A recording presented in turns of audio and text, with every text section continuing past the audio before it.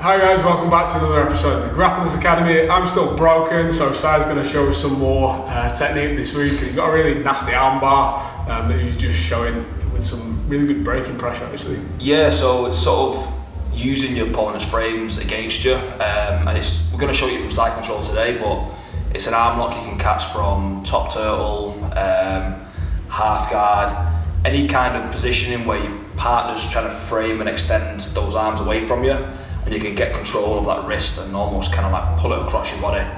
So I'll show it from with Bond facing the camera in side control first, and we'll do a couple of different angles. So sometimes you can get into this battle here where your partner's framing against you and you're trying to sort of get past here and secure this top side control position, but this top arm here can get quite vulnerable. So what I'm going to do is I'm going to keep that pressure going forward, come up and take the wrist, and I'm going to release my pressure slightly and pull the elbow across. Because their pressure is all about trying to push me forward, as soon as I leave, there's that little shunt forward from Bon. So I'm going to take the wrist, release a little bit of pressure and pull his arm across. Now I can either keep hold of the wrist, I'm trying to go 2 fingers around the thumb and 2 fingers onto the wrist, or I can pull it into my armpit and secure it with my elbow. Once we get to here, I'm going to drive my weight forward. I'm going to pull the arm up and beyond. So I'm trying to bring the arm around my body whilst my chest is applying downward pressure towards the elbow. Now if you keep the grip secure enough, you will get the tap.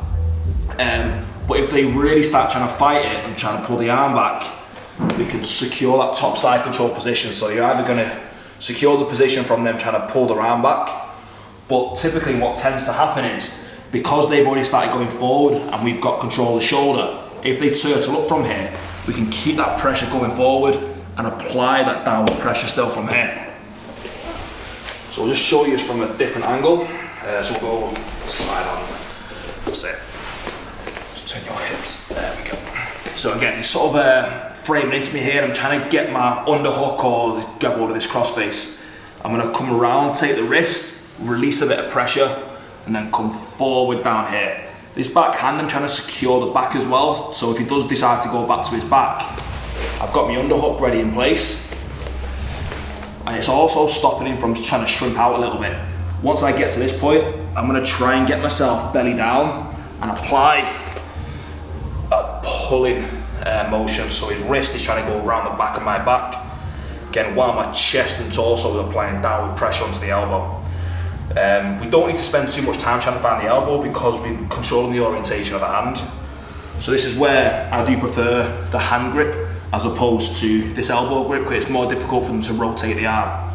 And again, once we get to here, I'm just going to try and lean my weight forward whilst pulling the arm up. And if it does turtle up, we're going to keep control of the arm, keep control of the hips, and apply that downward pressure. So really sneaky, really nice arm lock, and you can catch it from most places where your partner's extending away, and you can control that top arm and apply downward pressure using your torso into the back of the elbow. It's a great little addition to have as well, because what you'll find a lot is that people, when they get in that panic situation, if you've got a lot of pressure from them from the top in a side control, is they'll start framing out and leaving that space underneath the armpit, where you might ordinarily try and look to set up a dart or something like that. It's a different option, and it does feel like a lot of pressure, and it's really difficult for you to rotate your elbow in underneath there, what I'm finding, because you've got my shoulder clamped with the other side of the body and the armpit. It's hard to turn the shoulder, and that pressure on the hips makes it really difficult for you to turn away. So really the only option you've got is to go with it, which increases the braking mechanics. Like your Musameshi style again. 150% braking pressure. Go check out last week's video where we kind of wrapped up on foot locks and heel hook switching. Go and check us out on the Grapplers Academy on all the social medias. Coached by Sai, Bonafide PT, and we'll see you next week.